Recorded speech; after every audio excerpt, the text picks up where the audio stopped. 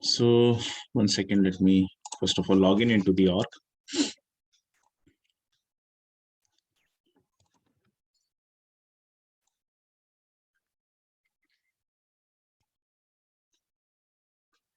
Okay, so by today we are going to start with the concepts of array. Yesterday we have seen what are the different types of iterative statements, that what are the loops, right? So as a part of this, you came to know that there are 4 different types of loops in the Salesforce. The first one is while and do while.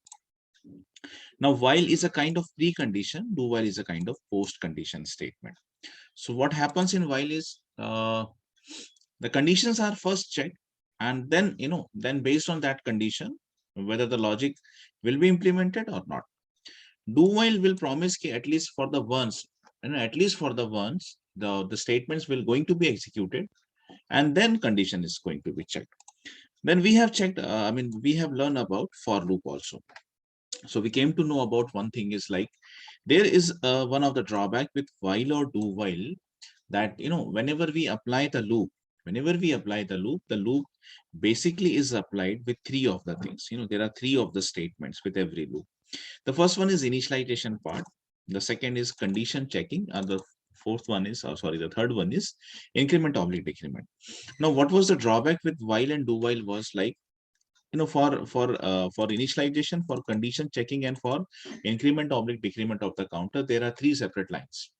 In one line, you perform the initialization of part to declare a variable, for example, integer counter equals to 1.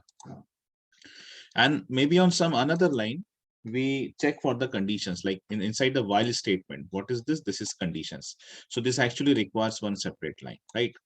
And then increment oblique decrement is usually done inside the block. Inside the block, either you increment the value of counter or either you decrement the value of the counters. Okay. So there were a drawback with this. So then we started कि हाँ चलो देखो for loop एक ऐसा loop है कि जहाँ पे ये drawback जो है वो कम होता है. So whenever you wanted to optimize the code a little bit, just a little bit, but yeah, you could definitely replace the while and do whiles with the for loop, because for loop provide you this benefit that within a single line of statement we could perform all 3 statements. We could write down all 3 statements. We could have inside the for loop, inside the for loop itself, we could write down the initialization part and then condition checking and your increment oblique decrement also. Okay, this we have seen. One more thing was left is, especially in Apex, there is a concept of enhanced for loop.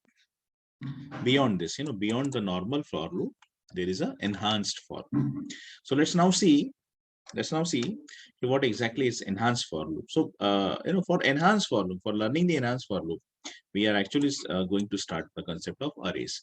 तो अभी आप ये सोचो कि एकदम से बीच में कैसे घुस गया, मतलब we were on to yesterday what we started with the iterative statements. What was the topic is iterative statement, मतलब loops. और जहां हमको पढ़ना है while, do while, for, उसके बाद enhance. So after learning these 3 iterative statements, after learning these 3 kinds of loop, we were about to learn enhanced for loop. अभी for loop हो गया है हमारा, है ना, while हो गया, do while हो गया. So what is the next topic? The next topic is enhanced for loop. लेकिन enhanced for loop पढ़ने के लिए, if you wanted to have a practice on this, enhanced for loop पे practice करने के लिए, we actually requires collection. Enhanced for loop जो है वो collection पे काम करता है. तो collection अभी एक next topic है इसके बाद का जो आप पढ़ने वाले हो. फिलहाल I could with the basic form of the collection. Basic form of the collection is arrays. Basic form of the collection is what? Arrays. तो अरेज की मदद से मैं आपको एनहांस फॉर लूप समझा सकता हूं. And this is the reason, this is the reason जहां पर मैं अरे यहाँ पे बीच में इंसर्ट किया हुआ है. तो अरे बेसिकली क्या होता है? अरे की अगर अपन डेफिनेशन वाइज पढ़ें तो अरे का डेफिनेशन होता है कि array is a collection of similar elements. Array is a collection of homogeneous elements. ठीक है, दो अलग अलग डेफिनेशन है, दोनों एक ही बात की तरफ पॉइंट आउट करती हैं. जैसे कहा जाता है कि array is a collection of similar elements. Similar मतलब वो एलिमेंट्स या फिर होमोजीनियस एलिमेंट्स जिसका डेटा टाइप सेम होता है, जिसका डेटा टाइप सेम होता है. तो अरे इज व्हाट? अरे is first of all a collection. Actually collection करके एक टॉपिक है आगे में जो आप पढ़ने वाले, उसमें 3 तरह के कलेक्शंस पढ़ने हैं आपको: सेट कलेक्शन, लिस्ट कलेक्शन और मैप कलेक्शन. ठीक है, but array is also a collection. Array is also a type of collection. इन दोनों के बीच में जो फर्क रहेगा उस वक्त हम जब वो टॉपिक लेंगे तब भी ये पॉइंट हम डिस्कस करने वाले हैं आपसे कि अरे जो होता है, array is a collection of similar elements. Array is a collection of similar elements या फिर होमोजीनियस एलिमेंट्स भी बोला जाता है इसको। Whereas योर कलेक्शन, जो अब आगे चल के जैसे आप पढ़ोगे सेट कलेक्शन और आप पढ़ोगे लिस्ट कलेक्शन, आप पढ़ने वाले map collection, I mean that point, at that point when we were discussing those collection, तब मैं आपको बताऊंगा कि देखो ये भी एक कलेक्शन है। What is the difference between this and जैसे कि सेट या फिर लिस्ट या फिर मैप, इनका अरे के साथ डिफरेंस क्या है, तो आपको पता चलेगा कि वो they is I mean set बोलो या फिर लिस्ट बोलो या मैप बोलो, they are also collection, but they are collection of dissimilar element, जिसको हेट्रोजीनियस बोला जाता है। ठीक है, तो लिस्ट सेट और मैप आगे चल के हम पढ़ने वाले, they are the collection, array is also a collection. अगर कुछ दोनों में कॉमन है तो वो ये है कि दोनों के दोनों कलेक्शंस हैं, अरे भी कलेक्शन है आपका, लिस्ट सेट मैप भी कलेक्शन है, लेकिन वो है डिसिमिलर एलिमेंट्स के, और अरे होता है, array is a collection of similar elements, एक जैसे एलिमेंट्स, होमोजीनियस एलिमेंट्स। ठीक है, हाँ।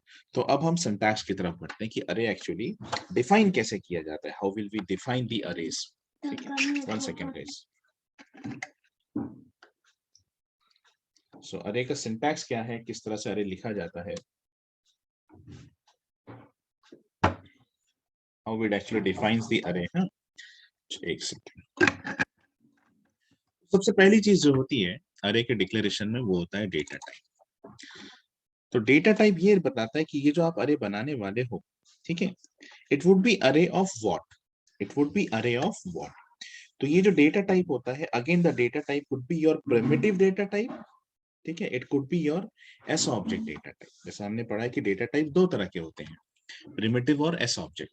प्रिमिटिव में क्या आते हैं, आपके सारे बेसिक फंक्शनल डेटा टाइप, जैसे कि इंटीजर, जैसे कि लॉन्ग, जैसे कि डबल, जैसे कि decimal, ID, date, date and time, string, ठीक है, और ऑब्जेक्ट्स भी। तो ये सारे कौन से, ये आपके सारे बेसिक डेटा टाइप्स हैं। तो they all comes into the primitive data type. और दूसरा होता है एस ऑब्जेक्ट। एस ऑब्जेक्ट तो अभी तो नहीं यूज करना है आपने, लेकिन एस ऑब्जेक्ट हम आगे चल के यूज करने वाले हैं। तो सारे आपके प्रिमिटिव डेटा टाइप और सारे एस ऑब्जेक्ट डेटा टाइप जितने भी हैं, ठीक है, उनको सबका आप अरेज बना सकते हो। You can form the arrays of object also, you can form the arrays of id, you can form the arrays of string, you can form the array of integer, you can form the array of date and time। ठीक है, इस तरह से। तो चलिए, तो यहाँ पे जैसे कि आप देख रहे हो कि मैंने कुछ एग्जांपल्स पुट अप किए हैं। पहले उसके पहले आप ये देखो कि अरे का सिंटैक्स कैसा होता है ना, this is the syntax of अरे। तो सबसे पहले जो है आपको डेटा टाइप देना है। डेटा टाइप रिप्रेजेंट की ये जो अरे है, उसके अंदर जो एलिमेंट्स रहेंगे, उसके अंदर जो एलिमेंट्स रहेंगे उसका डेटा टाइप क्या है। ठीक है, फॉर एग्जाम्पल इंटीजर, उसके बाद में ये ओपनिंग ब्रैकेट कर, opening bracket and closing bracket, लेकिन किस फॉर्म में, स्क्वायर ब्रैकेट जिसको बोलते हैं। तो ओपनिंग एंड क्लोजिंग ये एक्चुअली सिंबल है अरे का, दिस इज द सिंबल, और ये सी प्रोग्रामिंग से चला आ रहा है। मतलब अगर बाय द वे किसी ने सी प्रोग्रामिंग किया है तो उसको ये पता हो कि दिस सिंबल एक्चुअली रिप्रेजेंट्स अरे। इसका मतलब भी अरे होता है। डेटा स्ट्रक्चर भी अगर आपने पढ़ रखा है, ऑब्जेक्ट ओरिएंटेड पढ़ रखा है, उसमें भी ना this symbol actually represents what, it represents अरे। तो इंटीजर, उसके बाद में ये symbol, so this will indicates कि ये जो अरे है, it's an array of integer. उसके बाद आता है अरे का नाम, तो कोई भी एक नाम, जैसे कस्टमर कोड्स, ठीक है। उसके बाद अभी और देख लो, पहले फिर मैं न्यू की तरफ जाता हूँ बाद में, ठीक है। देन स्ट्रिंग अरे, तो इट विल रिप्रेजेंट कि यहाँ इस अरे में it will going to only store what kind of record, only string records. ID array, array of IDs, array of string, array of integer, ऐसा बोलते हैं इसको। तो अरे ऑफ आईडी मतलब क्या होता है कि it will going to store only ID records. Date, this will going to store dates, एक से ज्यादा डेट, एक या एक से ज्यादा। अकाउंट रिकॉर्ड, यहाँ देखो, अब यहाँ से ये आपके बेसिक प्रिमिटिव डेटा टाइप्स हो गए, ठीक है, integer, string, ID, date, long, double, decimal, boolean. उसके बाद जैसे कि ऑब्जेक्ट्स, अकाउंट ऑब्जेक्ट, ठीक है, अकाउंट का अरे मतलब एक से ज्यादा अकाउंट रिकॉर्ड है। For example there are 5 accounts record, तो फिर उसको स्टोर करना है तो कहाँ स्टोर करेंगे आप, तो अरेज में स्टोर करना पड़ता है। केस का अरे, पोजीशन है ना, दिस और तो अरेज कैसा होता है, array could be data type, you know, data type could be your primitive as well as object, as well as your S object. ठीक है, अब अरे हम क्यों डिफाइन करते हैं, फर्स्ट ऑफ ऑल उसके उसके पीछे का भी एक रीजन समझो। सी, अरे हम क्यों डिफाइन करते हैं उसके पहले एक रीजन समझो। Now for example, you know, if I write it like integer, for example num1, integer num1 equals to 45, like this. तो दिस वेरिएबल, ये जो वेरिएबल मैंने डिफाइन किया है इंटीजर जिसका डेटा टाइप है, this is capable only of storing to one value 45। अगर मुझे दो वैल्यू स्टोर करनी है ना, फॉर एग्जांपल 45 एंड 56, और अगर मैं ये डेफिनेशन दूंगा तो it's going to give me the error, it's going to give me the error. Why? Because see the variables are capable to store only one value. Variable declaration भी जब आपने सीखा तो ऐसे सीखा, सबसे पहले क्या देना पड़ता है, डेटा टाइप, जैसे मैंने दिया इंटीजर। दूसरा होता है उसका नेम, वेरिएबल का नाम, तो मैंने दिया नंबर इक्वल्स टू वैल्यू, लेकिन वैल्यू कितनी, एक वैल्यू। अगर आप दो वैल्यू सप्लाई करोगे तो it's going to give you the error. That means कि one single variable is capable to hold only one value. But whenever this is the requirement, we wanted to store multiple values, multiple integer values, multiple string values, id, multiple objects, object record, something like that. तो then आपका फिर variable वाला concept काम नहीं करता है। That time you must have a collection. One second.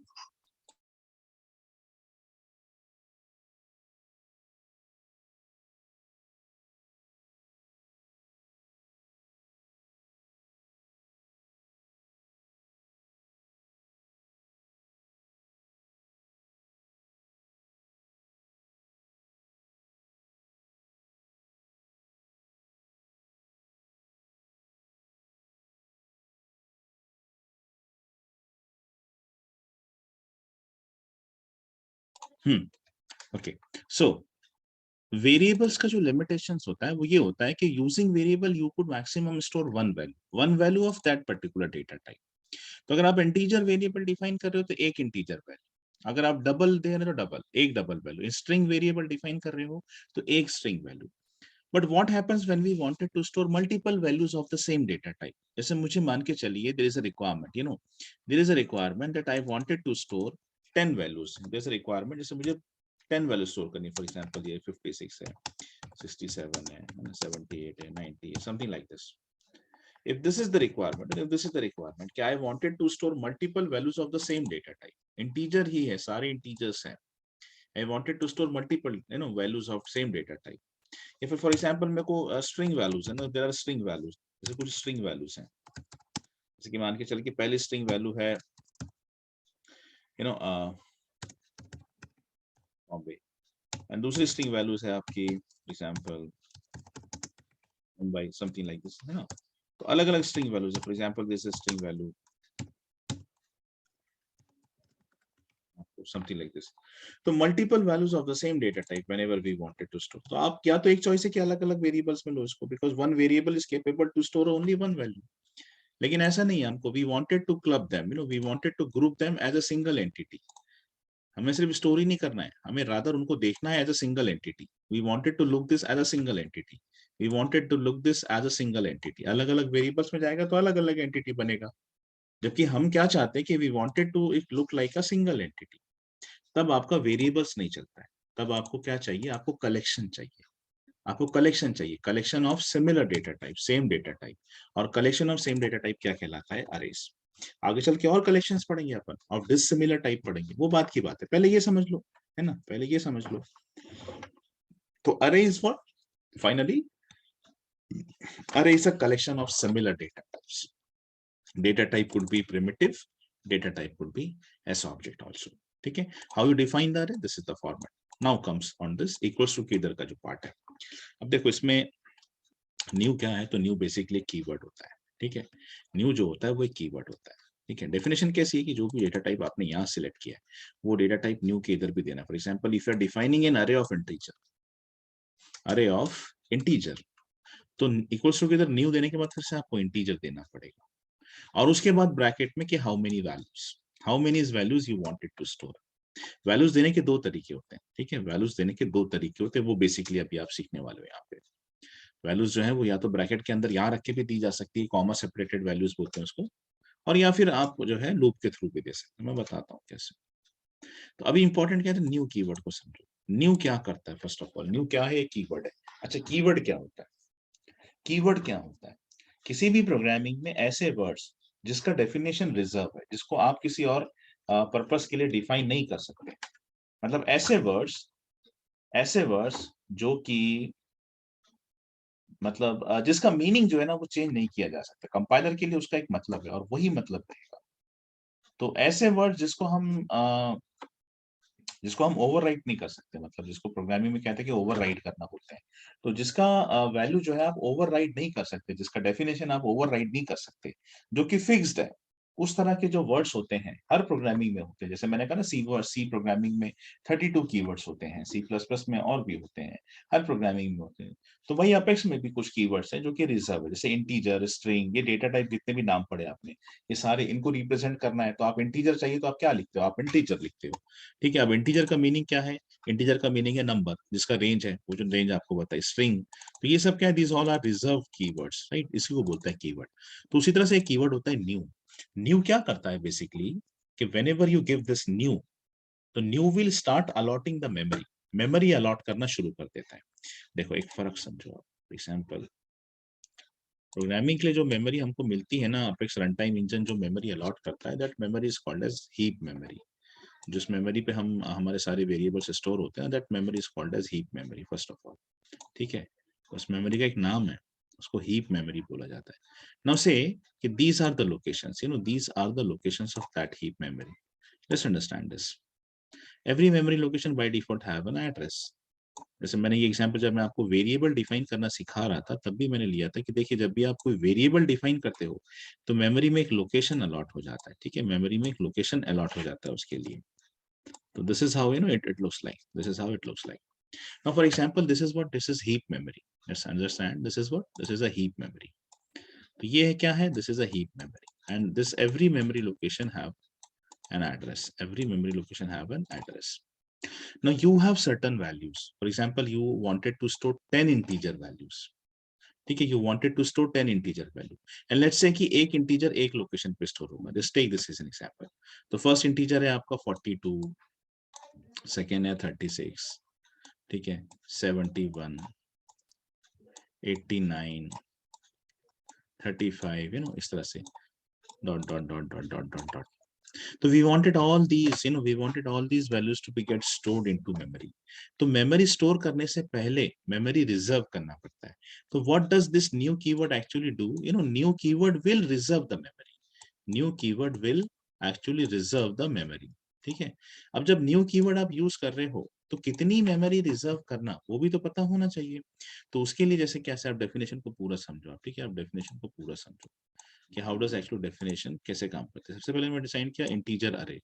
मतलब मैंने डिफाइन किया कि मैं एक अरे डिक्लेयर करने वाला हूँ या कर रहा हूँ जो कि इंटीजर्स वैल्यूज को स्टोर करेगा, सिर्फ इंटीजर, ये उसका नाम है। कस्टमर कोड जो है उस अरे का नाम है। देन आफ्टर दैट न्यू, जैसे न्यू मिल गया तो न्यू मतलब अपेक्स कंपाइलर को एक कमांड मिलती है कि अब आपको मेमोरी रिजर्व करना है। तो कितनी मेमोरी रिजर्व करना है? तो we will reserve the memory for integers. ठीक है, कितने इंटीजर? 10 इंटीजर। तो जैसे एक इंटीजर को आपकी 4 बाइट्स लगती हैं, तो 4 multiplied by 10, 4 multiplied by 10, 400 bytes जो है, 400 बाइट्स की मेमोरी जो है वो रिजर्व हो जाएगी, ऐसा मान के चलो।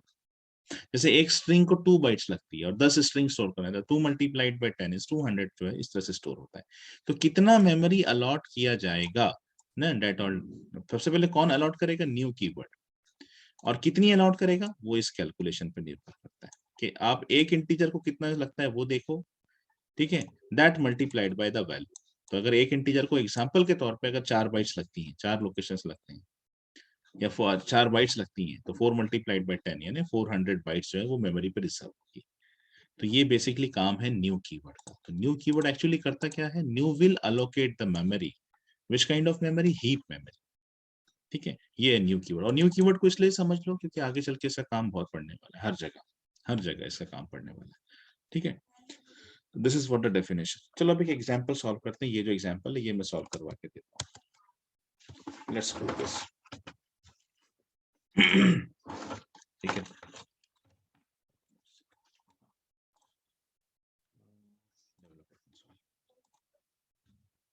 अभी फिलहाल तो हम प्रोग्रामिंग कर रहे हैं आपके एग्जीक्यूट एनोनिमस विंडो में, जो कि डीबग में जाके यहाँ से ओपन होता है, या फिर जिसका शॉर्टकट है कंट्रोल ई। आप कीबोर्ड से कंट्रोल ई प्रेस करोगे तब भी ओपन हो जाता है।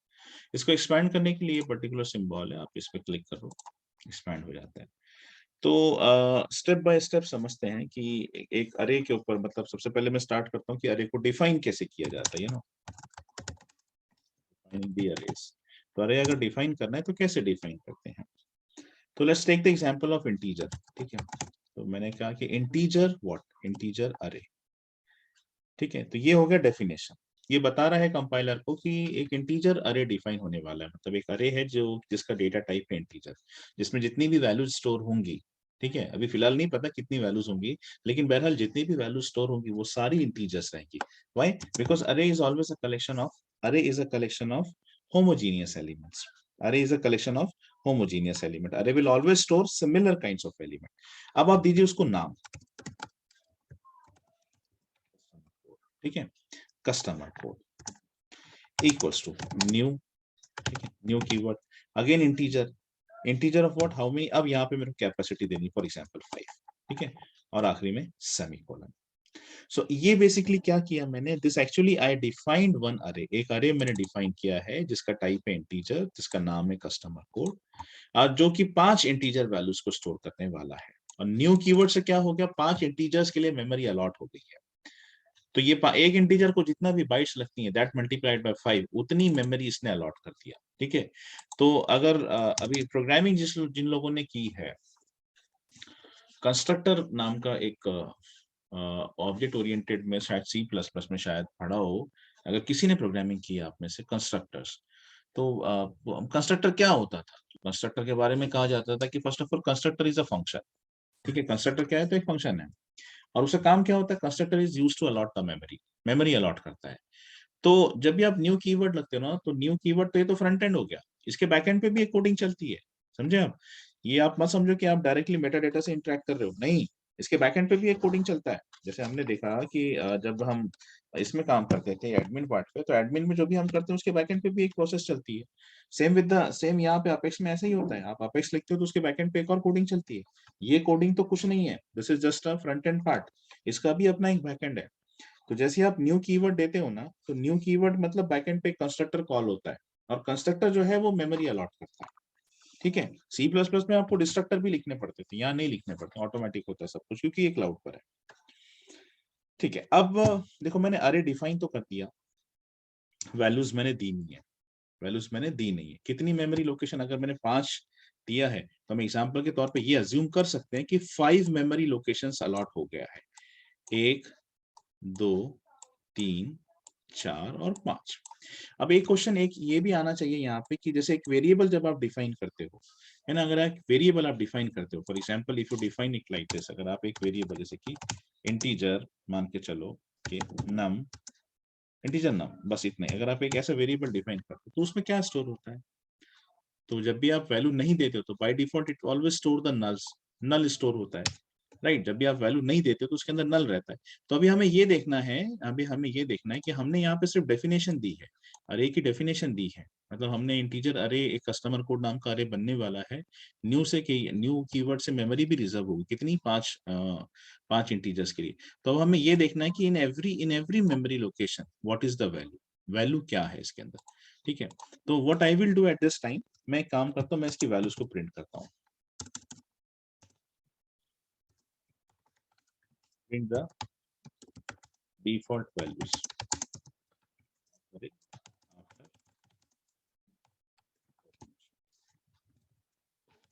when just you define, after definition, जैसे आपने डिफाइन किया है, तो उसके इमीडिएटली बाद में अरेज की वैल्यू क्या रहती है, उसमें क्या स्टोर होता है? तो लेट्स सी दैट, system.deduct।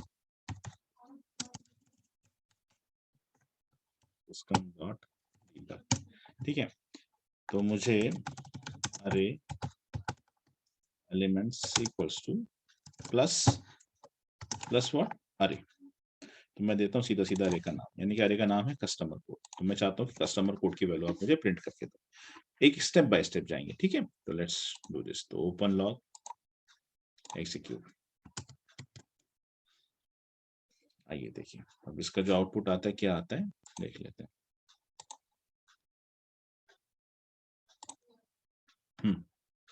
1 2 3 4 5, 5 नल। ठीक है, तो ये हो गया आपके अरेज के एलिमेंट। तो जब आपने अरे डिफाइन किया है बट उसको वैल्यूज नहीं दिया आपने, है ना, if you don't give the value, तो फिर उस केस में जो होता है आपको सारे each memory location will obviously contain null. तो ये एक चीज कॉमन है, आप चाहे अरे डिक्लेयर करो चाहे वेरिएबल डिक्लेयर करो, ठीक है। अब एक चीज और बताना चाहूंगा मैं यहाँ पे, अगर हमें किसी वजह से अरे का साइज नहीं पता है, by the way for example, अब ये यहाँ वैसे तो दिख तो रहा है यहाँ पे पास, लेकिन किसी वजह से मान के चलो आपको नहीं पता है, तो I tell you one function, ठीक है, I tell you one function how to print the size of the array. ये तो अरे का अगर हमें साइज प्रिंट करना है तो वो कैसे करते हैं हम, ठीक है, उसका भी एक फंक्शन है system dot debug the size of the अरे इक्वल्स टू प्लस, ठीक है, क्या है अरे का नाम, कस्टमर कोड, ठीक है, customer code dot there's a method called as size, there's a method called as size, method मतलब functions always have opening bracket and closing bracket, ठीक है, ये एक फंक्शन है, एक डिफॉल्ट फंक्शन है, फिक्स फंक्शन है।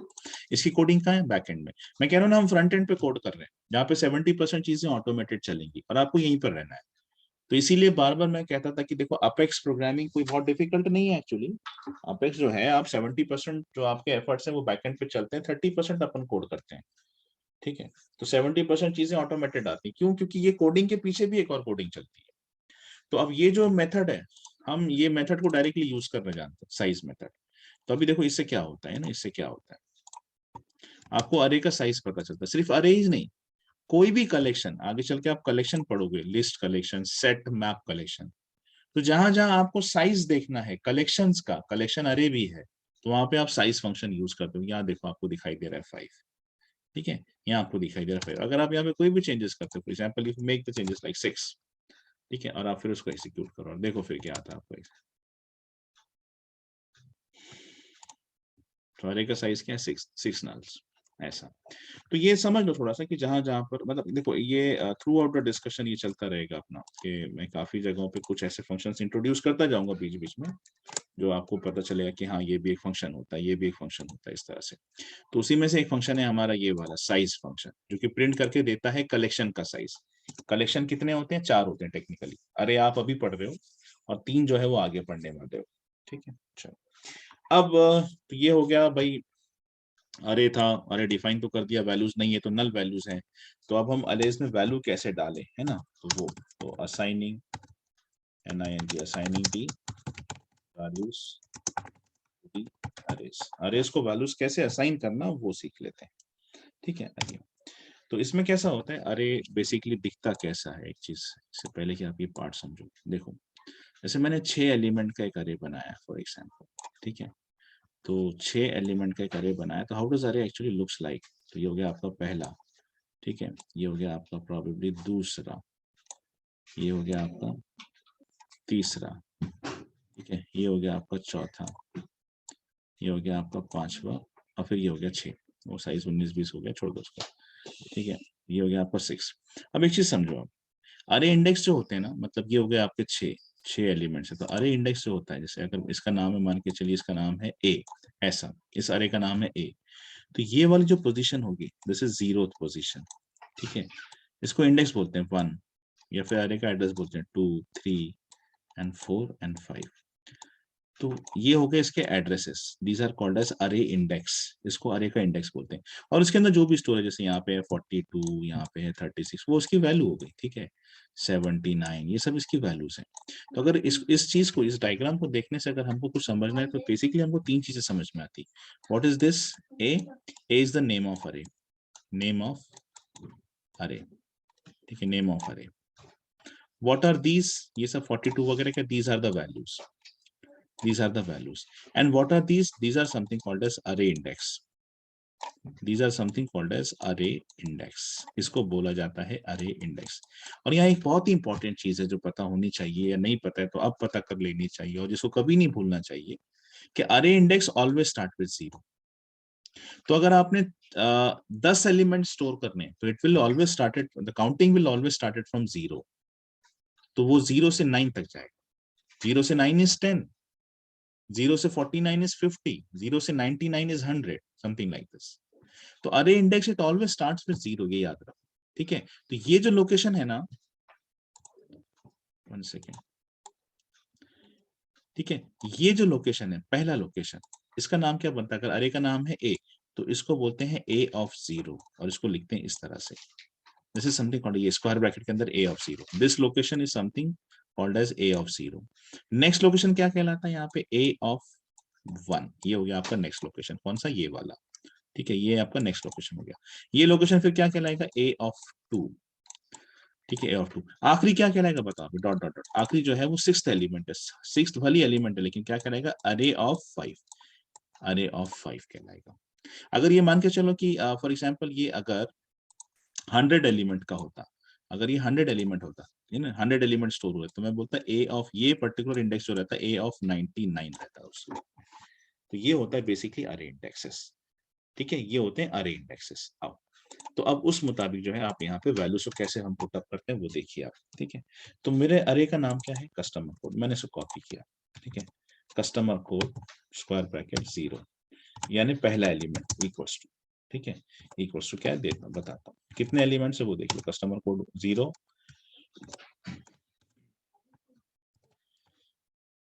1 2 3 4 5 6, ठीक है, this is what, this is 1 2 3 4 and finally 5 equals to, अब यहाँ पे आपको देनी वैल्यूज, ठीक है, यहाँ पे आपको देनी है वैल्यूज, कोई भी वैल्यू आप दे सकते हो, for example 200 semicolon 300 something like this, ठीक है, and then you can give the value like 4 5 6 7 semicolon, give any random value for this semicolon, semicolon याद रखो, semicolon याद रखो, semicolon याद रखो, ठीक है। now these are the values, now these are the values, okay। तो अभी ये क्या होगा? The values, these values are going to be get assign, तो कस्टमर कोड 0 की वैल्यू जाएगी 200, पहले नल था उसमें, बाद में वहां पे ये ओवरराइट हो जाएगा नल से, अब वहां पे 200 आएगा, first value will be this. Now we wanted to see कि ये वैल्यू आई कि नहीं आई, तो अपन इसको प्रिंट करेंगे, तो I will use the same statement once again, ठीक है, after this I will be printing the statement, तो मैं इसको फिर से वही सेम स्टेटमेंट करूंगा, यही वाली सिस्टम डॉट जो डीबग है वही यूज करूंगा, ठीक है। हाँ, सो एक काम करता हूँ,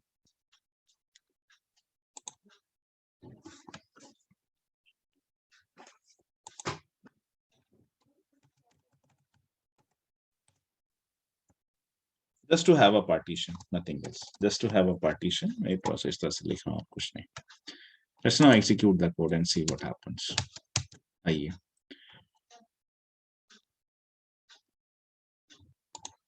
तो सबसे पहले अरे डिफाइन हुआ, और जब अरे डिफाइन हुआ 6 के साथ, तो 6 नल वैल्यूज में स्टोर हो गई। हमने साइज भी चेक किया तो पता चला ये साइज है। After that I started allotting the values, तो फिर मैंने वैल्यूज अलॉट करी, and after allotting the values we could now see कि पहले अरे इंडेक्स पे फर्स्ट एलिमेंट क्या है, 2200, फिर ये वैल्यू, फिर ये value. Now these are the values inside the arrays, ठीक है, these are the values inside the arrays, ठीक है। चलो, अब अगर आपको ये एक एक वैल्यू को प्रिंट करना है, यहाँ पे कैसा हो रहा है कि ये देखो एक एक एक एक एक एक एक ही लाइन में सारी वैल्यूज प्रिंट हो रही है, ठीक है। अब मुझे इफ आई वांटेड कि ये इस तरह से ना प्रिंट हो, फॉर एग्जांपल आई वांटेड कि ये पहले 200 प्रिंट हो पहली लाइन में, सेकंड लाइन में आने के बाद में 30045 ऐसा प्रिंट हो, ठीक है, उसके बाद में नेक्स्ट वैल्यू जो है 4 5 6 7 वो नेक्स्ट लाइन में जाए। Now if I wanted it to be get printed in this particular form, so how we are going to manage this, let's see that also, okay, let's see that also। so I'll be putting one more partition, after this I will putting one more partition, let me copy this and paste it over here, ठीक है। तो now what I want, अब ये values मेरे को पूरी एक line से दिख रही है, तो rather I wanted to print this into from यहाँ पे comment लिखता हूँ, I wanted to print the values of array onto separate lines, ठीक है, print the individual values of array onto the separate lines, एक एक लाइन पे अलग अलग। तो उसके लिए कैसा करेंगे आप? अगेन वही सिस्टम डॉट वन वे, पहले एक तरीका बताता हूँ जो कि अनऑप्टिमाइज्ड है, ठीक है। एक अच्छे प्रोग्रामर और एक बच्चे प्रोग्रामर के बीच का फर्क क्या होता है वो आप समझ जाओगे अभी। तो पहले जो मैं कहता हूँ वो अनऑप्टिमाइज तरीका, एक बच्चा प्रोग्रामर अगर काम कर रहा है तो वो कैसे बनाएगा, और फिर हम उसको ऑप्टिमाइज करके एक अच्छे प्रोग्रामिंग पे लेके जाएंगे जहां पे हम लूप्स लगाएंगे, ठीक है, जहां पे हम लूप्स लगाएंगे और लूप्स की मदद से इसको प्रिंट करेंगे। चलो, सो पहले एक बच्चा प्रोग्रामर, सिस्टम डॉट डीबग, ठीक है। तो we wanted to print the element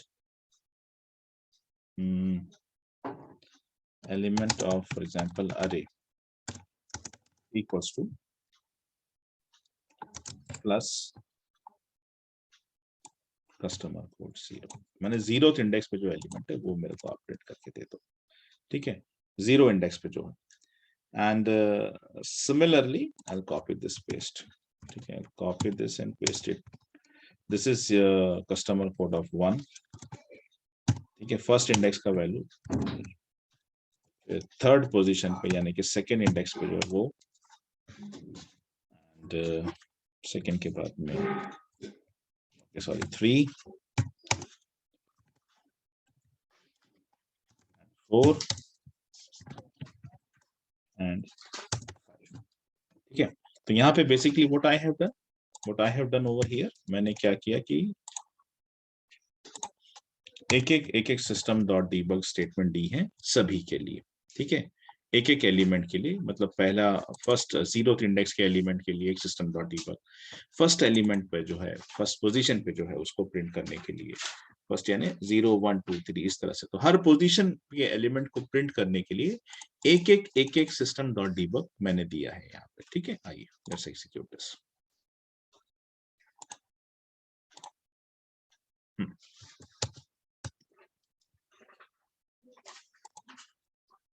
हाँ सी, अभी आपको दिख रहा है अलग अलग line, you can now see this, ये आपको अलग अलग लाइन में नजर आ रहा है, suppose looks into separate line पे आ गया आपका, ठीक है।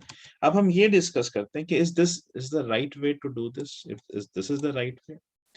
नाउ हियर अभी तो मेरे पास में 5 ही एलिमेंट थे, I was having only okay 6 elements थे। Now for example if I am having 60 elements, if I am having 50 elements to be get printed, or if probably my array is of the size of arrays of the size of like for example 1000 elements, तो क्या उसको print करने के लिए do I am going to write 1000 system dot debug statement हर line पे एक।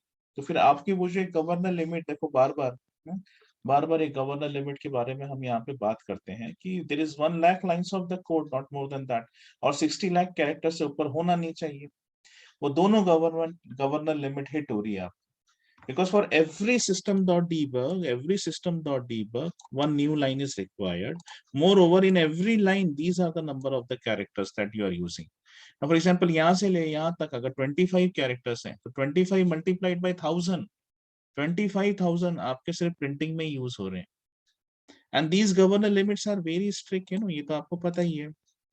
Now let me show you something. मैं debug को हटा देता हूँ and let me show you something. ठीक है, आओ अब ये I wanted every one of you to concentrate over here. See what you see. These are the governor limits. ये हम धीरे धीरे करके जहां जो बात आएगी ना वहां पे वो मैं बता जाऊंगा। Maximum heap size 60 lakh characters, ठीक है, maximum heap size is 60 lakh character, that is what I am telling you कि including all programs into the organisation you shouldn't go beyond 60 lakh of the character. 1 lakh की लिमिट यहाँ नजर नहीं आ रही है, of course we don't see that limit over here. और क्योंकि अभी तक हमने एसक्यूएल क्वेरी या फिर डीएमएल ये सब नहीं किया है, हमने ये सब नहीं किया, तो यहाँ सब जो है वो 0 0 नजर आ रहा है। But these are the governor limits, जहां जहां इसका डिस्कशन आता जाएगा ना वहां वहां मैं ये चीज आपको बताता जाऊंगा। अभी फिलहाल नहीं, अभी फिलहाल हमारे लिए अगर कुछ समझना है यहाँ पे तो maximum heap size is what, maximum heap size is 60 lakh characters. तो आज तक आपने जितना पढ़ा है, ठीक है, उसमें this is your governor limit section, this is your governor limit section.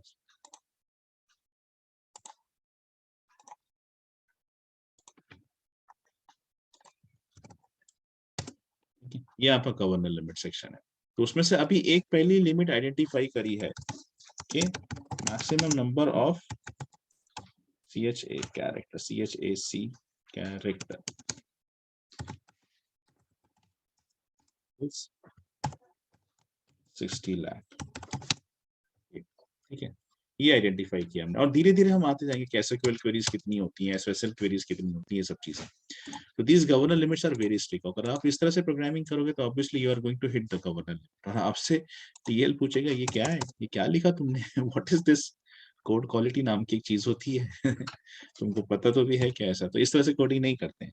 तो अब हम एक्चुअली जो है, अब ये सारा जो है अरेज से रिलेटेड था। अब मैं आता हूँ आपके फॉर लूप के ऊपर, ठीक है। अब मैं आता हूँ आपके फॉर लूप के ऊपर, ठीक है ना। ये सेम चीज पहले तो मैं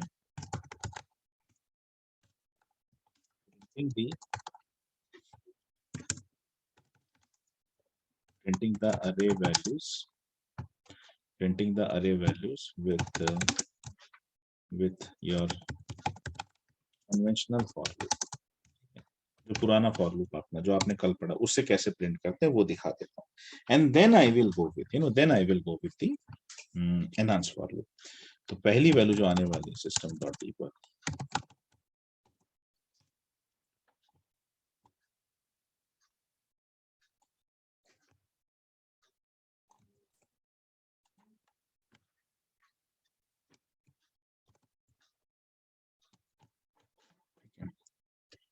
just to have an class clarification रहे दिमाग में, इसलिए मैं जनरली सिस्टम डॉट डीबग के साथ में ये सब पार्टीशन दे देता हूँ, ठीक है। आइए, तो एक कन्वेंशनल फॉर लूप जो हमने कल पढ़ा, ठीक है, कल जो हमने फॉर लूप पढ़ा है कैसे डिफाइन होता है। देखो सबसे पहले आता है आपका initialisation part, integer counter equals to 1, then count condition checking counter is less than और whatever, and finally counter plus plus और ओपनिंग ब्रैकेट क्लोजिंग ब्रैकेट, ये बॉडी ऑफ लूप कहलाता है, ठीक है।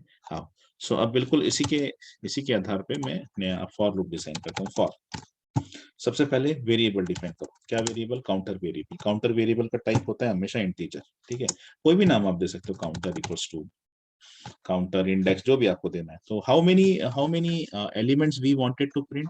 We wanted to print 6 elements, 1 2 3 4 5 6, ठीक है, ठीक है। तो काउंटर की मैं स्टार्ट तो करता हूँ हालांकि जीरो से, काउंटर को मैं हालांकि स्टार्ट करता हूँ जीरो से, ठीक है, या 1 से, आप जैसा भी चाहो 1 से भी कर सकते हैं इसको। Semi colon is the partition. उसके बाद में कंडीशन, कंडीशन क्या होना चाहिए? काउंटर इज लेस देन और इक्वल्स टू व्हाट? 5, इससे ज्यादा नहीं। बिकॉज जीरो से स्टार्ट हो रहा है तो कहाँ पे एंड होना चाहिए? 5 पे। 1 से अगर लोगे ना तो 6 करना पड़ेगा यहाँ पे, 1 to 6। पर जीरो से स्टार्ट किया तो 0 to 5। मैं इसको देख के कर रहा हूँ ताकि आपको कंफ्यूजन ना हो। मतलब एक काम करता ना, थोड़ा सा और इसको अच्छा कर देता हूँ, काउंटर के बजाय इसका नाम ही दे देता हूँ मैं इंडेक्स। तो अब इंडेक्स मतलब आप समझ जाओ कि अरे इंडेक्स की बात कर रहा हूं मैं, तो इंडेक्स इक्वल्स टू 0 से लेके index is less than equals to 5। Index जो है it should be less than equals to 5, ठीक है। Index should less than equals to 5। पता नहीं अलाउ करते हैं शायद ऐसे ही रहेगा। और उसके बाद में index plus plus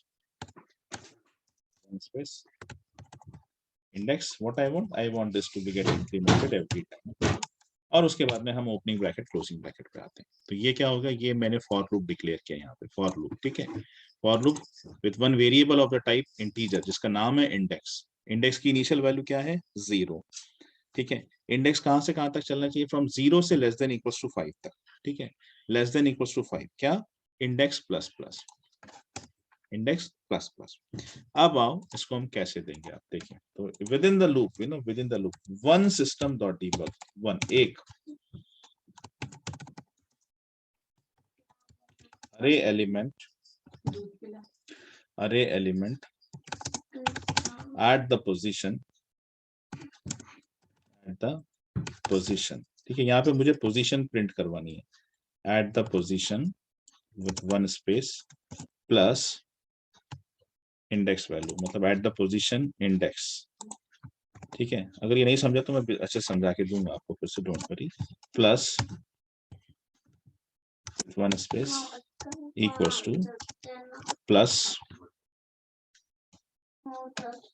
customer code.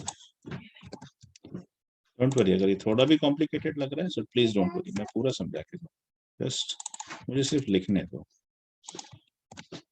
And this is why I decided to type it today. अगर मैं आज टाइप नहीं करता तो शायद आप लोग नहीं समझते। जो बेसिक प्रोग्राम थे वो जरूर मैं कॉपी पेस्ट करता हूँ, बट जहां मुझे लगता है कि यहाँ पे एक लाइन और एक कैरेक्टर समझाना पड़ेगा, सो एक्चुअली वहां पे तो भी मैं आपको इस तरह से समझाता हूँ। प्लस प्लस, ठीक है, सही तो दिख रहा है। एरर नहीं आना चाहिए। पहले इसको प्रिंट करते हैं, फिर देखते हैं अगर कोई एरर आएगा। हाँ ठीक है, आउटपुट कैसा दिखेगा देख लो, यहां से कॉन्सेंट्रेट करो। ठीक है, these values we are printing with the conventional format. So array element at the position 0, 200, at position 1 ये, at position 2, at position 3, 4, 5 with some spaces in between. तो ये कैसा दिख रहा है आपको ना, कैसा दिख रहा है उसको देखो आप। First you see this, how does it looks like. ये आउटपुट कैसा दिख रहा है, पोजीशन, पोजीशन के बाद में यहाँ 0 1 2 3 4 5 आ रहा है। ये 0 1 2 3 4 5 काय की वैल्यूज है, these are the values of indexes. तो आप देखो समझो, पहली बात आप इस कोड को देखो, हाँ, इस कोड को देखो और आप इसको देखो, यू विल क्लियरली अंडरस्टैंड। अब मुझे थोड़ी ना बताने की जरूरत है कि यहाँ 5 से 6 लाइन लग रही है, see the number of the characters, number of lines भी ज्यादा है, नंबर ऑफ कैरेक्टर्स भी ज्यादा है। माउस का क्या लगता है,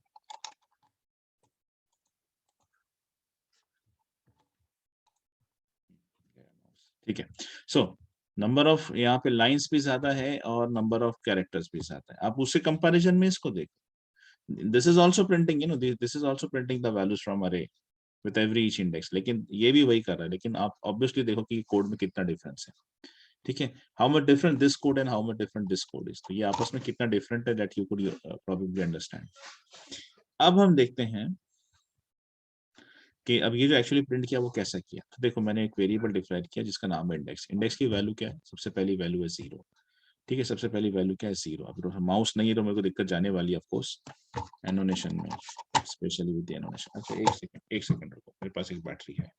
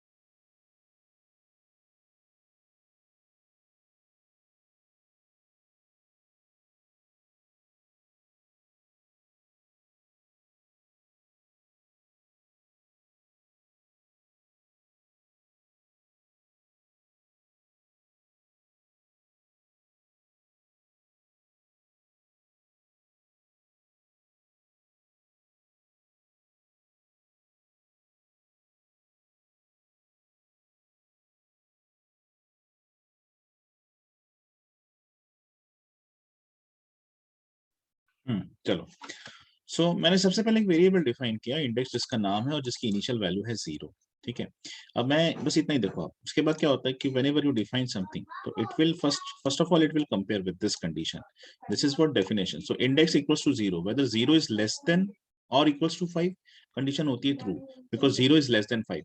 तो जैसी कंडीशन ट्रू होती है ये लूप में एंटर कर देगा। ठीक है, लूप में एंटर करने के बाद में सबसे पहले यहाँ से लेके यहाँ तक का ये मैसेज जो सिंगल इन्वर्टेड कॉमा में वो प्रिंट होगा। उसके यहाँ पर मैंने एक स्पेस दे रखी है। ठीक है, यहाँ पर देखो आप, मैंने एक स्पेस दे रखी है। ठीक है, वो स्पेस प्रिंट होने के बाद में अब है कॉन्कैटिनेशन ऑपरेटर, प्लस शुरू में भी है और प्लस बाद में भी है। मतलब इसके पहले से जो है उसके साथ इसको जोड़ो और इसके बाद आगे वाले को जोड़ो। ठीक है, तो this is something called as coupling, ये कपलिंग से अपनी। ठीक है, दीज आर एक्चुअली कपलिंग, जैसे वो मालगाड़ी रेलगाड़ी के दो डब्बे जुड़ते हैं ना, तो बीच में कपलिंग रहता है। तो this plus operator actually acts as a coupling, ये दो चीजों को जोड़ रहा है। ठीक है, दो चीजों को जोड़ रहा है यहाँ पे। तो यहाँ पे एक स्पेस के साथ मुझे क्या वैल्यू प्रिंट करनी है, इंडेक्स की वैल्यू। तो इंडेक्स जैसे कि 0 है तो पहली केस में क्या प्रिंट करेगा, 0 प्लस और कुछ है, ये सब कुछ इसके बाद भी कुछ है। तो इसके बाद में क्या चाहिए मुझे, एक इक्वल्स टू। इक्वल्स टू क्या है, बेसिकली एक स्ट्रिंग है, एक सिंबल है। तो single inverted comma, opening and closing. उसके बाद फिर से प्लस, इसके बाद में क्या चाहिए, I wanted to print customer code. Customer code यानी अरे का नाम, और अरे है तो ब्रैकेट रहेगा, जैसे यहाँ पे दिखा था अरे ऑफ 0 1 2 3। तो ये 0 1 2 3 जो है ना, ये 0 1 2 3 I am taking it from index. तो इंडेक्स की प्रेजेंट वैल्यू क्या है, 0। तो ये बनता है कस्टमर कोड ऑफ 0, अरे ऑफ 0। तो पहली वैल्यू ये प्रिंट होगी। उसके बाद क्या होगा, लूप से बाहर जाएगा। लूप से बाहर जाने के बाद it will perform the increment. तो इंडेक्स था 0 0, तो 0 plus plus will give you 1। फिर कंपैरिजन होगा कि वेदर 1 इज लेस देन 5, हाँ 1 इज लेस देन 5, फिर अंदर आएगा। फिर अरे एलिमेंट ऑफ, अब आ गया फिर पोजीशन 1, और first customer code of 1 print करेगा, फिर ऊपर जाएगा 1 + 1 will give you 2, whether 2 is less than 5 again, तो 5 = 5 पे चलेगा ये। जब उसके बाद में 6 हो जाएगा तो फिर ये स्टॉप हो जाएगा, जैसे ये स्टॉप हुआ ये लूप के बाहर आ जाएगा, मतलब यहाँ पे आ जाएगा। तो इस तरह से ये वैल्यूज प्रिंट होती है, ठीक है, इस तरह से ये वैल्यूज प्रिंट हो रही है। तो ये आपको यहाँ पे इस तरह से नजर आ रहा है, पोजीशन 0 1 2 3। इसलिए मैंने कहा पहले मुझे आउटपुट प्रिंट करने दो, आउटपुट प्रिंट होने के बाद में आसान हो जाता है समझाना, ठीक है। अब ये था कन्वेंशनल फॉर लूप, ठीक है, ये array values with the conventional for loop. अब आप देखो कि यही वैल्यूज है ना, if I wanted to print this values, अब एनहांस फॉर लूप क्या होता है, और एनहांस फॉर लूप इससे भी ज्यादा ऑप्टिमाइज होता है, मतलब जब आप ये लिखते हो, ठीक है, तो ये एनहांस फॉर लूप इससे भी ज्यादा ऑप्टिमाइज होता है। तो दो स्टेटमेंट कॉपी करता हूं,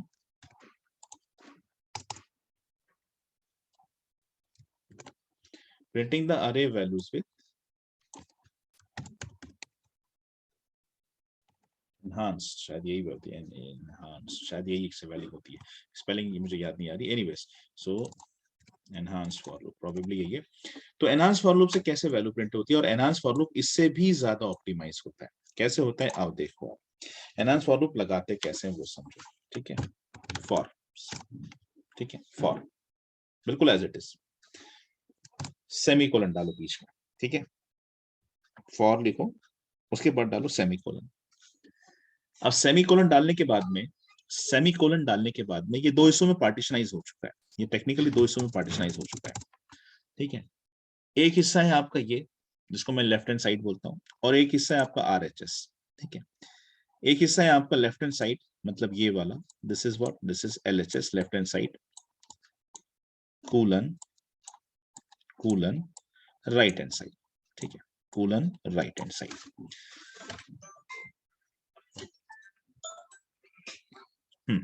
Left hand side, colon, right hand side. Divya, I'm a little bit extending today's session. Probably I could complete it on 7:15. Otherwise, एक 5 मिनट थोड़ा सा extend कर रहा हूँ मैं, ठीक है? It's okay, sir. It's okay. तो एनहांस फॉर लूप का फॉर्मेट, एनहांस फॉर लूप बहुत ध्यान से समझो, यही फॉर लूप है जो सबसे ज्यादा यूज करने वाले हैं हम लोग, एक्चुअली फॉर लूप यूज करने वाले हैं, ना तो हम डू वाइल यूज करेंगे ना वाइल यूज करेंगे, टेक्निकली हर जगह फॉर लूप करेंगे। फॉर में भी ये वाला फॉर लूप है जो कि बहुत आसान है, दूसरा एनहांस फॉर लूप जो सबसे ज्यादा यूज होगा, ठीक है। कुछ ही जगहों पे मैं ये फॉर लूप यूज करूंगा, ज्यादातर हर जगहों पे फॉर 80% ऑफ द लूप्स, पहली बात तो मैं हमेशा for loop 100% for loop use करूंगा हर जगह, उसमें भी 80% जगहों पे मैं एनहांस फॉर लूप यूज करूंगा, 20% जगहों पे कन्वेंशनल फॉर लूप यूज करूंगा, इसीलिए बहुत ध्यान से समझो, ठीक है, बहुत ध्यान से समझो इस चीज को। तो जैसे ही आप ये फॉर लूप लिखते हो, जैसे ही आप ये फॉर लूप लिखते हो, कैसे लिखना, कैसे लिखना, फिर से सुनो, सबसे पहले फॉर ब्रैकेट दिया, ठीक है, फॉर ब्रैकेट दिया, सेमीकोलन लगाओ बीच में। अब ये सेमीकोलन के दो पार्टीशन, सेमीकोलन देने के बाद में ये हमको नजर आ रहा है कि ये दो पार्टीशन हो चुके हैं, ठीक है, एक पार्टीशन है ये, एक पार्टीशन है ये है मेरा लेफ्ट हैंड साइड, ये है मेरा राइट हैंड साइड, ठीक है, ये है मेरा right hand side. Right hand side will always represent, right hand side will always represent the name of collection, the name of collection, कहां से डेटा लाने वाले हो, name of collection, right hand side. ये आप चाहो तो थोड़ा अच्छी राइटिंग में अपनी कॉपी पे अभी लिख लो इस वक्त, ठीक है, ये मुझसे जितना जम रहा है मैं उतने अच्छे से लिख रहा हूँ, name of collection. Right hand side क्या इंडिकेट करता है, right hand side always indicate name of collection. Right hand side कि कहां से डेटा आने वाला है, कहां से डेटा आने वाला है, हमने एक अरे बनाया है, हमने एक अरे बनाया हुआ है, ठीक है, ये हमारा अरे है जिसका नाम है कस्टमर कोड, जिसका नाम है कस्टमर कोड। यहाँ पर कितनी वैल्यूज है, 6 वैल्यू, 1 2 3 4 5 और 6, ठीक है। ये डेटा कहाँ से आने वाला है, यहाँ से आने वाला है, डेटा यहाँ से आने वाला है। तो ये जो राइट हैंड साइड रहेगी, ये जो राइट हैंड साइड रहेगी, वहां पे क्या आना, नेम ऑफ कलेक्शन, यहाँ पे नेम ऑफ कलेक्शन। तो देखो मैं यहाँ पे नेम ऑफ कलेक्शन देता हूँ, कलेक्शन का नाम क्या है मेरा, कस्टमर कोड, कलेक्शन मतलब अरे का नाम, कस्टमर का उसका नाम क्या है मेरा, कस्टमर कोड, कस्टमर कोड। ये हो गया राइट हैंड साइड, ये क्लियर है क्या आप सभी को? चलो राइट हैंड साइड क्लियर है, तो अब लेफ्ट हैंड साइड पे चलते हैं। राइट हैंड साइड सिर्फ ये कि नेम ऑफ कलेक्शन, कहां से डेटा लाने वाले, वो अगर अरे है तो अरे का नाम, अगर वो लिस्ट कलेक्शन है तो लिस्ट कलेक्शन का नाम, अगर वो सेट कलेक्शन है तो सेट कलेक्शन का नाम, क्योंकि सबके नाम होते हैं, मैप कलेक्शन है तो मैप कलेक्शन का नाम, ठीक है। तो हमने अभी क्या डिफाइन कर रखा है, हमने एक अरे डिफाइन कर रखा है जिसका नाम है कस्टमर कोड, और यहीं से डेटा आने वाला है, यहीं से हमारा डेटा आने वाला है, राइट। तो उस हिसाब से मैंने यहाँ पे ये वैल्यूज लिख दी, ठीक है। राइट हैंड साइड इंडिकेट करता है कि डेटा कहाँ से लाने वाले, डेटा कहाँ से आने वाला है, कहाँ का डेटा प्रिंट करना है, आपको जो बोलना है बोलिए। तो हमें कस्टमर कोड से डेटा लाना है। कस्टमर कोड क्या है? ये कलेक्शन का नाम है। अब हम चलते हैं लेफ्ट हैंड साइड में। लेफ्ट हैंड साइड जो है, लेफ्ट हैंड साइड रिप्रेजेंट करता है, लेफ्ट हैंड साइड रिप्रेजेंट करता है, यहाँ पे लिख रहा हूँ data type. Left hand side represent करता है डेटा टाइप, डेटा टाइप, ठीक है। डेटा टाइप और एक और चीज आएगी यहाँ, बताता हूँ पहले। डेटा टाइप, डेटा टाइप मतलब इसमें जो वैल्यूज हैं, इसमें जो वैल्यूज हैं वो कौन सी वैल्यूज हैं, ठीक है। ये अरे जो हमने डिफाइन किया वो इंटीजर का अरे है, तो ऑब्वियसली यहाँ पे इंटीजर ही है, यहाँ पे क्या इंटीजर ही है। सारी वैल्यूज कितनी इंटीजर ही है। वैसे भी आप देखो ये सारी वैल्यू जो आपने स्टोर कर रखी हैं, ये सारी, इनका डेटा टाइप अगर मैं पूछूंगी 200 30 55 4567 का डेटा टाइप क्या है, तो आप या तो इसको देख के मुझे बता सकते हो, या फिर इन शॉर्ट आप यहाँ देख लो कि जब ये अरे को डिफाइन किया गया था उसका डेटा टाइप क्या दिया गया था, data type is integer, data type is integer. तो यहाँ पर मैं लिखता हूँ इंटीजर, ठीक है, यहाँ पर मैं लिखता हूँ इंटीजर। अब यहाँ एक और चीज रहती है और वो होता है एक टेम्पररी वेरिएबल, ठीक है। ये पूरा एनोटेशन क्लियर करता हूँ। एक और चीज होती है यहाँ पे, वो होता है एक टेम्पररी वेरिएबल, ठीक है। टेम्पररी वेरिएबल मतलब एक तरह का बकेट। क्या होने है, यहाँ से एक एक वैल्यू निकलेगी, यहाँ से एक एक वैल्यू निकलेगी, एक एक वैल्यू निकलेगी। भाई देखो, जैसे आप ये समझो कि जब आपने array index equals to 0, index equals greater than equals to 5 ऐसा किया, तो यहाँ से सबसे पहले अरे इंडेक्स 0, पहली वैल्यू आई 0, फिर अगली वैल्यू आई 1, फिर 2, फिर 3, ये कब तक चलता रहा? जब तक ये कंडीशन ट्रू होती गई। मतलब कस्टमर कोड 5, अरे इंडेक्स ऑफ 5 तक इसने वैल्यू प्रिंट किया, उसके बाद ये एंड हो गया, ठीक है, उसके बाद ये एंड हो गया, राइट। अब ये फॉर लूप कैसे काम करता है वो ध्यान से समझो आप। हम कहाँ से वैल्यू लाने वाले? कस्टमर कोड, कस्टमर कोड से हम वैल्यू लाने वाले। जो भी वैल्यूज आनी है, एक एक वैल्यू, उसका डेटा टाइप क्या है? इंटीजर। तो आपने दिया इंटीजर। अब जैसे ही आप डेटा वैल्यूज बुलवा रहे हो तो उसको कहीं ना कहीं तो रखना पड़ेगा। तो यहाँ पे आप कोई भी टेम्पररी वेरिएबल दो, एक्स, सी, कुछ भी दो। आप एक्स दिया तो भी चलता है, ठीक है। आप कुछ भी दो यहाँ पे, अक्षय, चलता है। समझ रहे हैं आप? यहाँ पे बस एक टेम्पररी वेरिएबल नेम चाहिए, एक टेम्पररी वेरिएबल नेम चाहिए, ठीक है। तो मैं देता हूँ जैसे कि वैल्यू, सिग्निफिकेंट नेम देते हैं हम लोग हमेशा। ये एक, हालांकि हम कुछ भी दे सकते हैं, ऐसा कुछ नहीं है, लेकिन सिग्निफिकेंट नेम दिया जाता है क्योंकि ये कोई बोलता नहीं है, ये कोई बोलता नहीं है। ये नेमिंग कन्वेंशन के बारे में कोई बोलेगा नहीं, आपको समझना है ये चीज, आपको समझना है ये चीज, ठीक है। आइए, तो अब ये क्या हो रहा है, अब ये लूप कैसे काम करेगा वो ध्यान से समझो। सबसे इंपॉर्टेंट यही होता है कि ये लूप कैसे काम करता है। बाय डिफॉल्ट अपेक्स, मैंने कहा ना, इसके पीछे भी एक प्रोग्रामिंग चल रही है, इसके पीछे भी एक प्रोग्रामिंग चलती है। तो ये जब आप एनहांस फॉर लूप लेते हो ना, एनहांस फॉर लूप लेते हो, तो आपको अरे का साइज क्या है वो पता करने की जरूरत ही नहीं है। फॉर एग्जाम्पल, मेरी बात को समझो थोड़ा सा। अगर मैं आपसे कहूं कि एक अरे है, उसके सारे एलिमेंट प्रिंट करने हैं, ध्यान से सुनो मेरे क्वेश्चन। अगर मैं आपसे कहूं कि एक अरे है, इंटीजर अरे है, और आपको उसके सारे एलिमेंट प्रिंट करने हैं, और फर्ज करो कि आपके पास यही फॉर लूप है, ठीक है, यही फॉर लूप है, तो आपको, ठीक है, आपको ये तो पता है कि अरे का इंडेक्स स्टार्ट होता है हमेशा 0 से, तो आप बोलोगे ठीक है, मैं ये तो जानता हूं कि अरे का इंडेक्स 0 से स्टार्ट होता है। आखिरी एलिमेंट क्या है, आखिरी इंडेक्स क्या है, इसके लिए आपको अरे का साइज पता होना चाहिए। तो अगर मैं आपसे कहूं कि एक अरे है, उसके सारे एलिमेंट्स को प्रिंट करना है, तो या तो आप मुझसे पूछोगे साइज बता दो, और मैं कहूं कि नहीं मुझे साइज नहीं पता, तो फिर आप क्या करोगे, ये अरे का नाम लिख के डॉट साइज फंक्शन दोगे, और डॉट साइज फंक्शन की मदद से फिर क्या ले लोगे आप, उसकी जो है उसका साइज ले लोगे, आप उसका साइज ले लोगे। जैसे आपको पता चला कि अच्छा इस अरे का साइज है 6, फिर आप प्रोग्राम बनाओगे जिसमें आप ये फॉर लूप यूज करोगे, और जिसको जैसे 1 to 6 ले लोगे, या फिर 0 से 5 ले लोगे। लेकिन ये लूप चलाने के लिए, ये लूप चलाने के लिए, कन्वेंशनल फॉर लूप चलाने के लिए आपको लास्ट एलिमेंट यानी अरे का साइज पता होना चाहिए। ये तो समझ में आ गई बात सभी की, कि अगर आपको अरे का साइज नहीं पता है, अरे का साइज नहीं पता, ये नहीं पता कि लास्ट क्या है, तो आप ये वाला लूप नहीं चला सकते, ठीक है। तो अब इसमें क्या है कि फिर समझदारी की बात ये है कि चलो अगर हमको नहीं पता तो एक तो हम पूछ लें कि भाई बताओ अरे का साइज क्या है। भाई तुम बोल रहे हो कि अरे का एलिमेंट प्रिंट करो, तो ये तो बताओ कि एलिमेंट्स कितने हैं उसमें। तो मैं कहूँ देख यार मुझे नहीं पता कितने, लेकिन तू प्रिंट करवा दे, तो ठीक है चलो कोई बात नहीं, वो भी कर सकते हैं। हमारे पास यही फॉर लूप है, मान के चलो यही एक फॉर लूप है जिसको आप जानते हो। तो आपको ये तो पता है कि ये शुरुआत कहाँ से होता है, पहले एलिमेंट से, और खत्म कहाँ होता है, आखिरी एलिमेंट पे। तो आखिरी मतलब इंडेक्स, ऐसे कितने एलिमेंट है वो पता होना चाहिए। तो हम क्या करेंगे, we will simply do this function, ये फंक्शन लगाएंगे, एक स्टेप को बढ़ाएंगे, सिस्टम डॉट डीबग मारेंगे और देखेंगे अरे डॉट साइज, फंक्शन की मदद से साइज लेंगे। साइज लेने के बाद फिर अपन ये अरे बनाएंगे। तो ये एक तरह से क्या है, ये ओवरहेड है, ये ओवरहेड है कि हमें वैल्यू प्रिंट करने से पहले अरे का, अरे को अब मैं कलेक्शन बोलता हूँ, कलेक्शन का साइज पता होना चाहिए। ठीक है, अब यही ड्रॉबैक आपका ये वाला फॉर लूप खत्म करता है।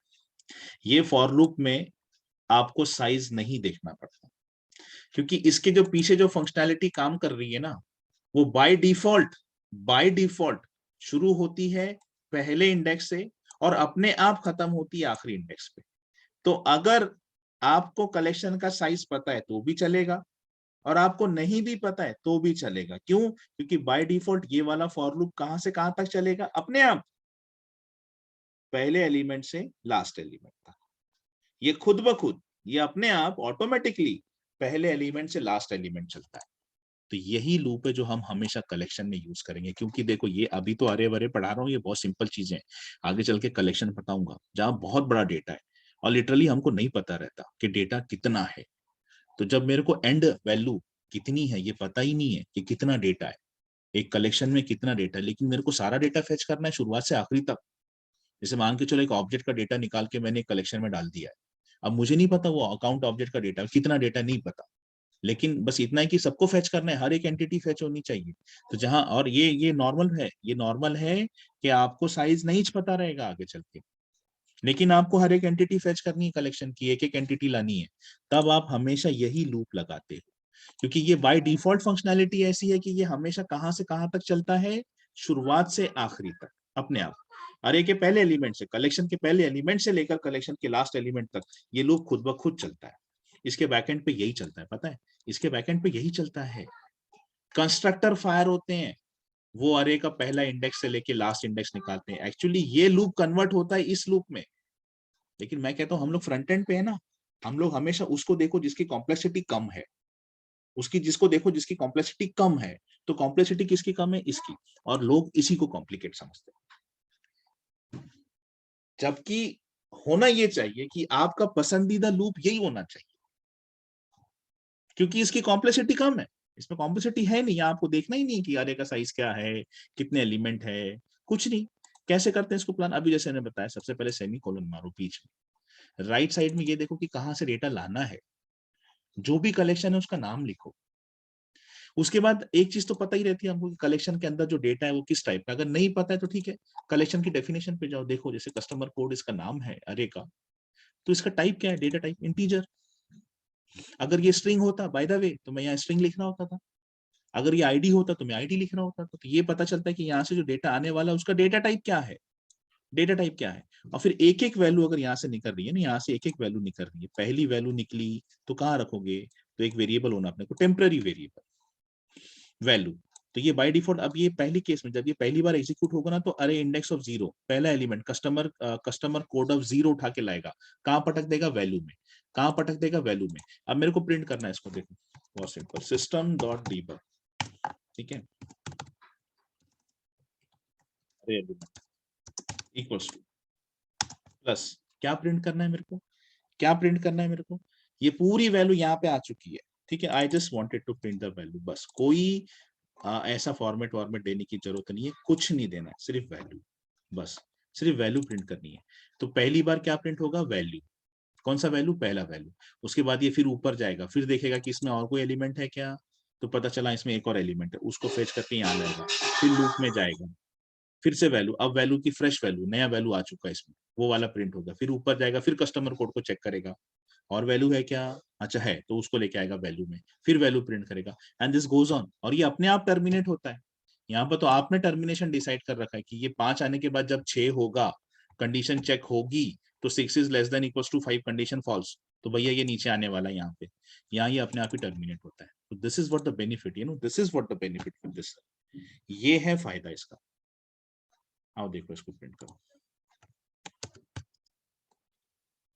तो एनहांस फॉर लूप जो है उसको जम के समझ लो यार, यही लूप है जो अपने को पूरा काम में आने वाला है, आगे तक आखिरी तक। देखो सेम चीज, सेम चीज। बस यहाँ पे आप हर चीज का ध्यान रख रहे हो, पहली वैल्यू से लेके लास्ट वैल्यू तक, और यहाँ पे आपने लूप लगा के निश्चिंत हो गए, आंख बंद करके सो गए, सवेरे उठे ये वैल्यूज मिल गई तुमको एज इट इज। ये डिफरेंस है एक नॉर्मल फॉर लूप और एनहांस फॉर लूप के बीच का। ठीक है, ये डिफरेंस है नॉर्मल फॉर लूप और एनहांस फॉर लूप के बीच का। ठीक है, तो प्रोबेबली यही कोड दिया हुआ है मैंने। हाँ, मिलता जुलता, यहाँ पे एक्स लिया है बस, और कुछ नहीं, यही कोड है आपका। ठीक है, चलो, तो इस तरह से इसको प्रैक्टिस करो। एक आखिरी चीज बताना है मेरे को, जैसे मैंने एक बात बताया कि यहाँ पे जैसे मैंने अरे डिफाइन किया तो साइज दिया, और बाद में एक एक को पकड़ के 0 का वैल्यू, 1 का वैल्यू, 2 का वैल्यू, 3 का वैल्यू। तो एक तरीका तो ये है, दूसरा इसमें एक और तरीका है कि अगर आप अरे डिफाइन करते हो, जैसे आपने एक अरे डिफाइन करा जिसका डेटा टाइप है स्ट्रिंग, मतलब यहाँ सारी वैल्यू स्ट्रिंग रहेंगी, उसको कुछ नाम दिया, कंट्री नेम्स, उसके बाद उसको डिफाइन किया न्यू करके ऐसा, तो आप इसी के अंदर वैल्यूज भी दे सकते हो। ठीक है, यहाँ पे आप साइज नहीं दोगे, फिर यहाँ पे आप साइज नहीं दोगे, जैसे आपने यहाँ पे साइज दिया, इंटीजर ऑफ 5 दिया, यहाँ 5 ही वैल्यूज रह सकती, 6 वैल्यू नहीं हो सकती फिर, है ना। तो यहाँ पर दूसरा क्या होता है कि आप यहाँ पे साइज नहीं दो लेकिन वैल्यूज दे दो, तो फिर क्या होता है कि कंपाइलर खुद ही चेक करता है कि कितनी स्ट्रिंग वैल्यूज है, 1 2 3 4 5 6 7। तो फिर जब इसको वो अंडर, इसकी मैंने कहा ना इसी कोडिंग के पीछे एक और कोडिंग है, तो जब वो इसको जो है ये आपने डेफिनेशन है, जब ये डिक्लेरेशन है, जब इसकी डेफिनेशन तैयार होगी तो यहाँ पे अपने आप इसका वैल्यू दे देगा वो 7, हम नहीं दे रहे। तो ये भी एक और तरीका होता है, ये भी एक और तरीका होता है अरेज को वैल्यू देने का। ठीक है, बाकी यही सब चीजें, have a practice on this. कल से स्टार्ट कर रहा हूँ ऑब्जेक्ट ओरिएंटेड, और यहाँ से आपका एक्चुअली स्टार्ट होता है क्लासेस और बाकी सब चीजें। ठीक है, तो पहले कुछ बेसिक प्रिंसिपल्स हैं ऑब्जेक्ट ओरिएंटेड के, वो कवर करेंगे, और उसके इमीडिएटली बाद क्लासेस। ठीक है, क्लासेस स्टार्ट करेंगे तो फिर एक्सेस स्पेसिफायर्स लगेगा अपने को, ये क्या होता है, फिर किस तरह से क्लासेस डिफाइन की जाती है, सब होने के बाद फाइनली क्लासेस कैसे लिखी जाती है ये हम लिखना शुरू कर देंगे। ठीक है, चलो, let me stop the recording.